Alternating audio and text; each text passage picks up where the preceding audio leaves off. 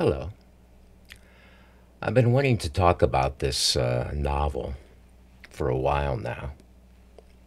It's really a kind of a nonfiction novel.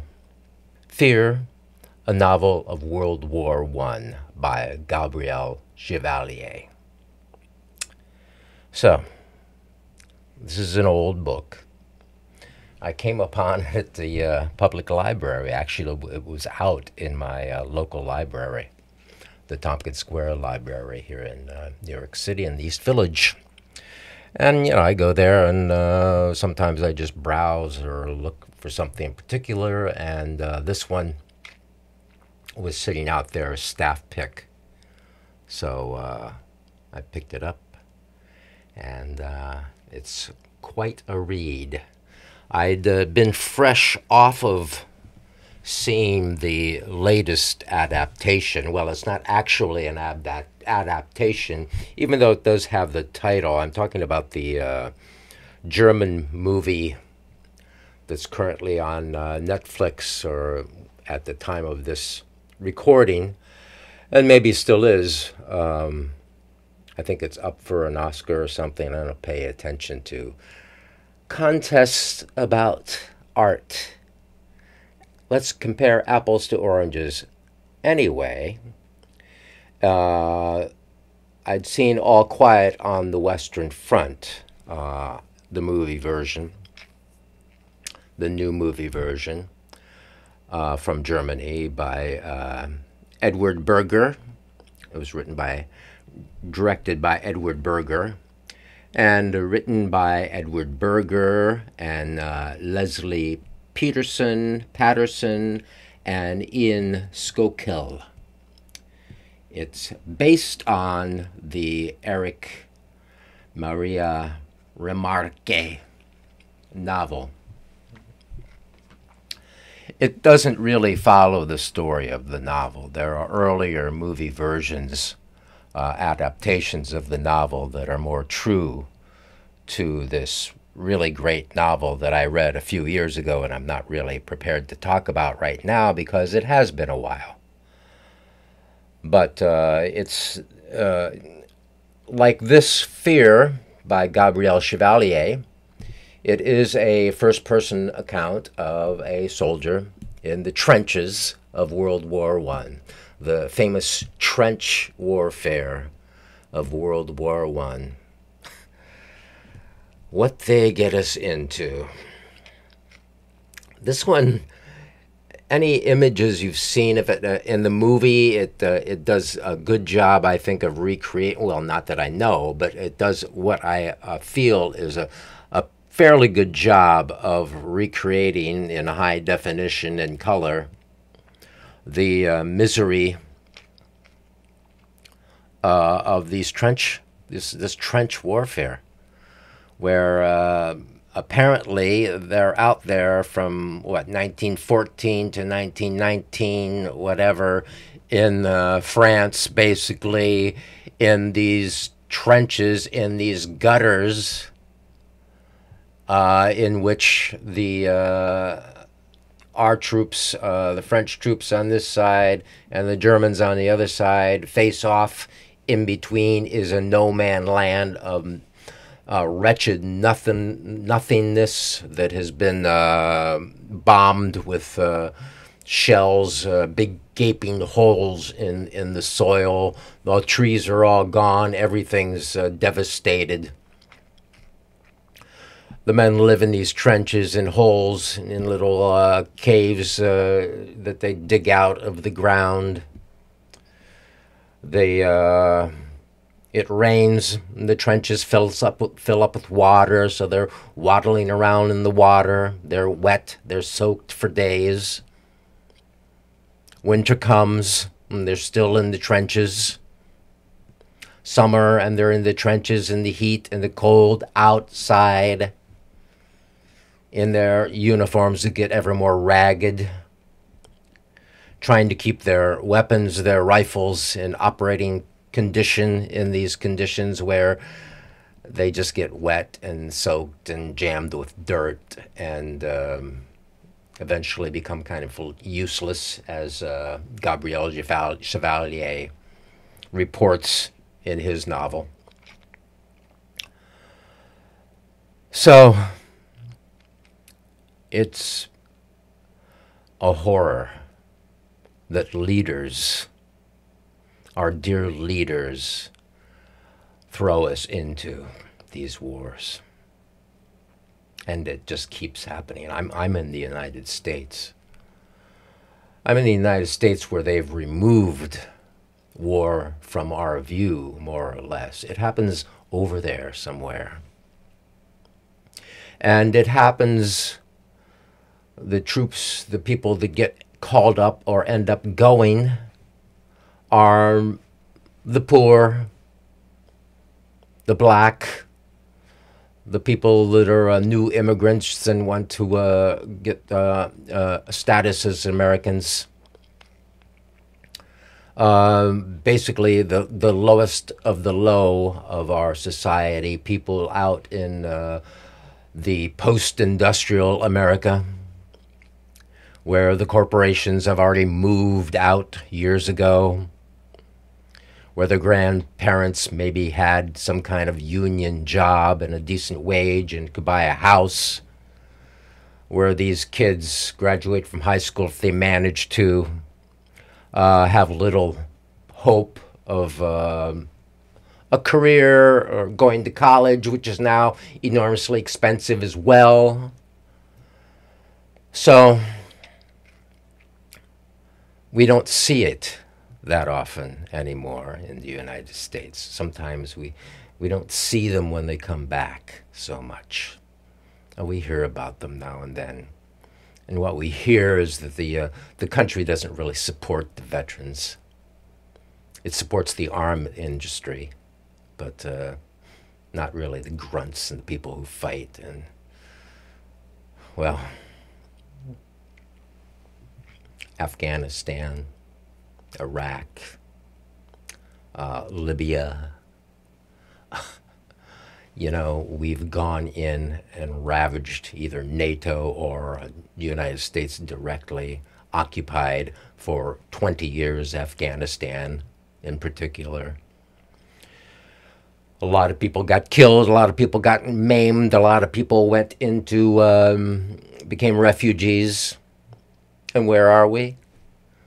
Basically the same place it started. What was the cause? Well, maybe someone there in the mountains attacked the World Trade Center. So we're going to, destroy the whole country because of it.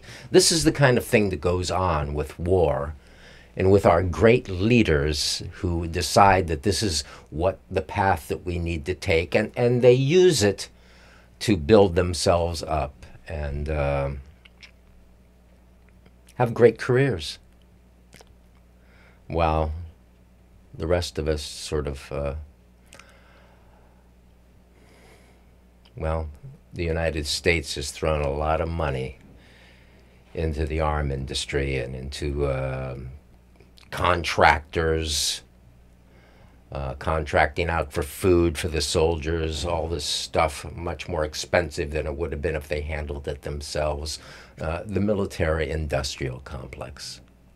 Trillions of our money have gone into that while the country itself basically falls apart. This is my little rant. See, this is why I hesitated getting into this one. Because I can't stop myself from going into the issues about war in general and the issues of what my country has been up to, which I'm frankly disgusted with. And disgusted with NATO, who surrounds other countries, intimidates them, and provokes them to attack, and then feel like they're some kind of aggressors and new Hitlers. Maybe you know what I'm talking about. Maybe you don't want to know.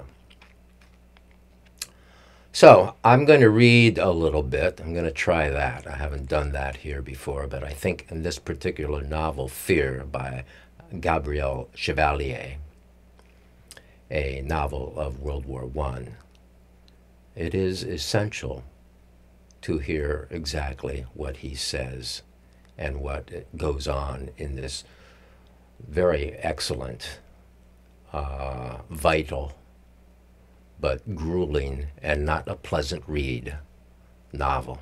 I was glad when I finally got out of it, when I finally got out of the damn trenches with this guy.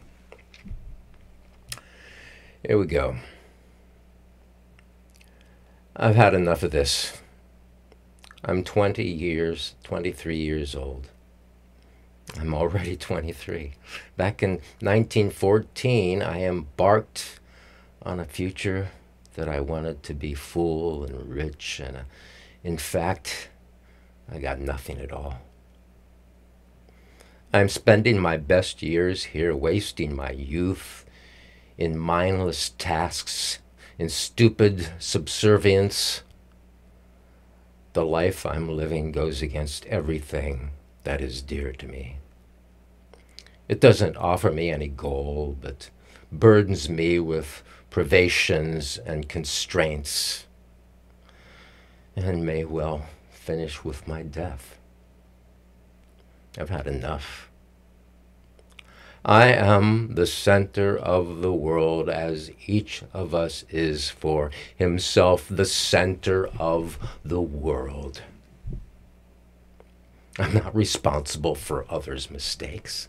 I have nothing to do with their ambitions and their appetites. I have better things to do than pay for their glory and their profits with my blood. Let those who love war make it. I want nothing more to do with it. It's the business of professionals. Let them sort it out between themselves. Let them do their job. It isn't mine. By what right can these strategists do with me as they please, when I can see through their ruinous, murderous lucubrations? I reject their hierarchy, which is no measure of true worth. I reject the policies that have led to this. I have no faith in those who organize massacres. I despise even their victories, for I have seen what they are made of. I have no hatred. I only detest mediocrities and fools, and often enough, they get promoted. They become all-powerful. My homeland is whatever I manage to earn or create. Once I'm dead, I don't give a damn how the living divide up the world, about the frontiers they draw on their maps, about their alliances and their enmities. I demand to live in peace, far away from barracks, battlefields, and military mines and machinery in any shape or form. I don't care where I live, but I demand to live in peace and to slowly become what I must become. Killing has no place in my ideals. And if I must die, I intend to die freely. For the ideal, the idea that I cherish. In a conflict where I will have my share of responsibility. Dartmouth? Sir, go and check where the 11th position is with their machine guns. On the double. Very good, sir. That's the kind of thing you get in this novel. I wanted to read an earlier part.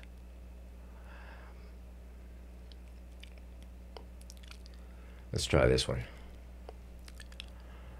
I'm living like an animal who has to eat and then sleep. I've never felt so stupefied, so blank. And I realize that wearing people out, leaving them no time to think, reducing them to a state where they feel nothing but the most basic needs, is the fear.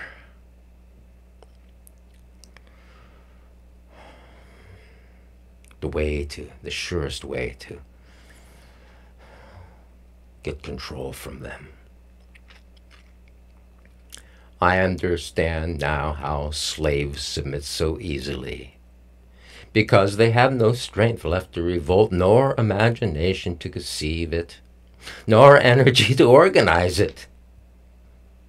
I understand the wisdom of oppressors who prevent those they exploit from using their brains by crushing them with exhausting labor.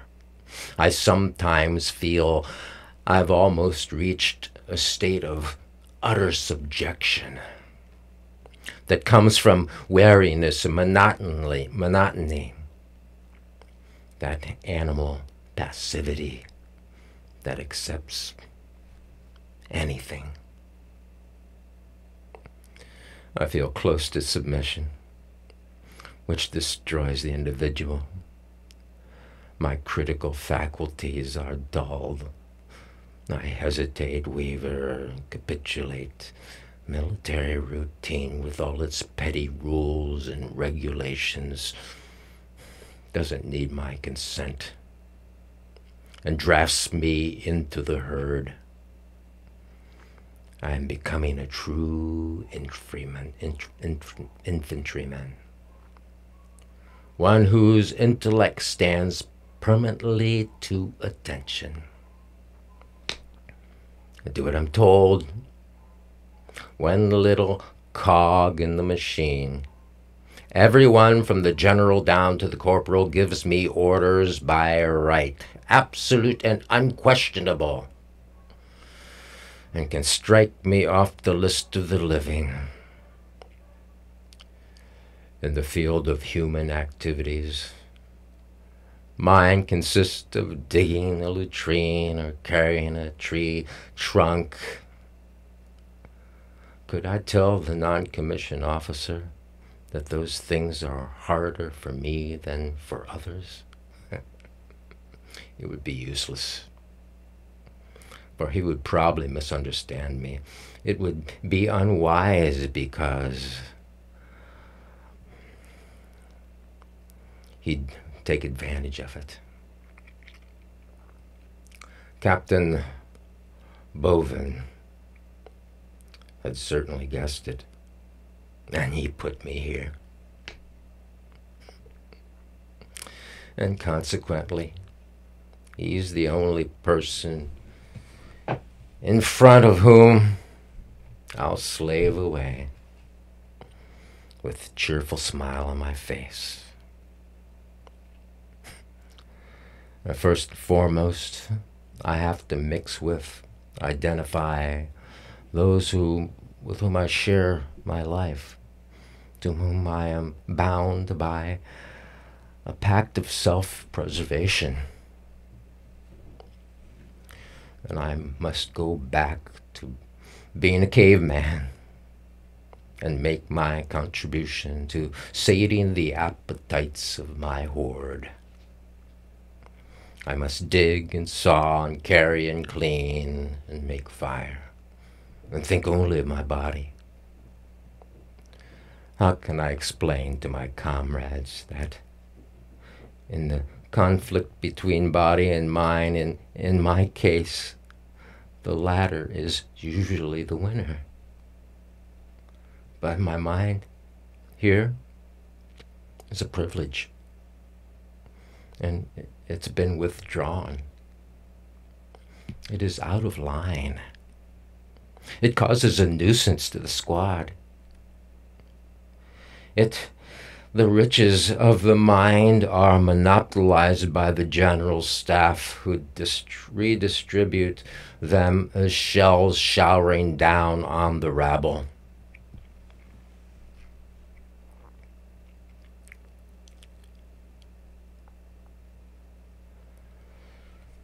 Now that I'm a soldier in the trenches once more, I can understand the kind of fatalism to which my comrades succumb in this war where nothing ever happens. Nothing changes. Everything looks the same. The war where all we do is keep watch and dig ditches. Suffer silently in the muck and the mud. A war without limit where we don't do anything. Don't even defend ourselves. Just wait for the chance shell that has our name on it. I can understand what those 2 long years, those hundreds of nights on sentry duty, those thousands of endless hours looking out in the dark, what they represent to those who have endured them. I can understand that they have stopped asking themselves questions. And yet it amazes me that this herd of cattle, of which I've become a part, still struggles so much against death. I've been hit. The shell just exploded there on my right. And I got a blow to the head and left me dizzy.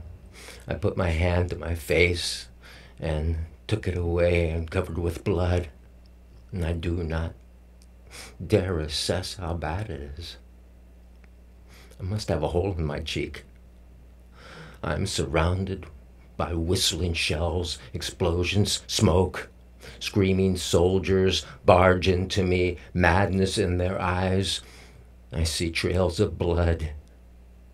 But I'm only thinking of myself, of my own calamity, my own head, hands on the embankment like a man who is vomiting. I do not feel pain. Something detaches itself from me and falls to my feet, a flabby red piece of flesh, mine. My hand goes back to my face in horror, hesitates, starts with the neck and the jawbone, and I clench my teeth and feel the muscles working. Nothing. And then I understand. The shell has blown a man to pieces. I shudder with disgust, and I spit on my hand and wipe it on my jacket. I spit on my handkerchief and rub at my sticky face. There's another one in here I wanted to read. At the Central Exchange, yes, I have to arrange the plugs on the board in a certain way. Have you ever heard any unusual conversations, ones that might reveal something useful about the war? You learn more about people than events on the telephone, important orders, unless they're very urgent, are sent in writing. But yes, sure, I remember one short, tragic conversation. This was back in autumn of 14. And I was a telephonist for the division before we withdrew. First, you need to know that a soldier had been court-martialed. He'd gone to the quartermaster to ask for new trousers to replace his, which were ripped. Clothing was in very short supply. The quartermaster gives him trousers that had belonged to a dead soldier, still blood-stained. Naturally enough, the chap was disgusted. "Take them, that's an order," says the quartermaster. And he refuses. The officer turns up and tells the quartermaster to charge him with disobeying an order. Court-martial, straight away. Now, back to my telephone call. The colonel of the regiment asked to be connected to the general. And I put him through, and I listened without thinking. This is Colonel X, sir. The court-martial has been issued its judgment in the matter that you already know about.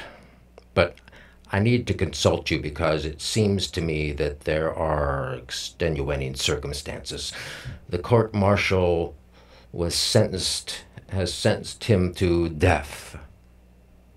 Don't you think, sir, that a death sentence is really too harsh and that it should be reconsidered? Now listen to the general's answer. Yes, you're right. It's harsh, very harsh. There's a pause long enough to count to 15. So the execution will take place tomorrow. Do the necessary.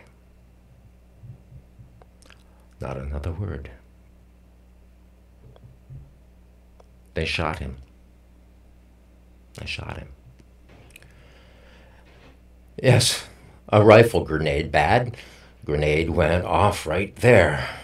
Both feet more or less blown off. He was in the latrine. And that's the explosion we heard. The stretcher bearers come back, put the stretcher down in the middle of the trench, and go into the shelter to get a form. And we recognize Pettigene, a nice boy, helpful and unassuming. He's very pale, but he's not making a sound. Blood is soaking through the crude bandages on his feet and running all out at an alarming rate. I cannot stop myself comparing what he is losing from his body's total capacity with the time that it will take to get him to the dressing station. And there are 3 of us around him, fearing that it's cruel to come near him to display our intact body, something he has just lost, probably forever. But also fearing that to move away, to make it seem that we don't care, that we were casting him into the isolation of the condemned. His silence makes us feel especially awkward. How do you show sympathy for someone who doesn't ask for your pity? He stares up at the sky, which gives his eyes a light reflection of pale blue, like fine porcelain. And then he shuts them, closing himself off to this misfortune that separates him from us. Is he aware of the catastrophe that has struck him? Beneath his little mustache, his lips are clenched, and on his chest, his hands are squeezed together so tightly that they are red and trembling. He is taken away before we pluck up this courage to say a word to him. And the lieutenant, who comes out of the shelter, remains standing beside us, sharing our silence. It's a bright October day, and we were enjoying the last warmth of the year before this unfortunate blow. We cannot lose ourselves in any pleasure. The war is always there. So this is the kind of material that is in this book and in World War I, and I suggest in any war, except this was over 100 years ago, almost 110 years ago, and now the weapons are even, better. Our lovely weapon corporations have been working around the clock, devising better ways to kill. And they're damn good at it. And they have machines that now are doing some fighting. And they have, this is the, World War I was the first time, they were using airplanes to bomb. And now we have drones that are operated from the United States, flying over Afghanistan, looking at the people down below and little television cameras. Okay. So that's my take on Fear by Gabriel Chevallier. Excellent novel of war. Thank you for watching.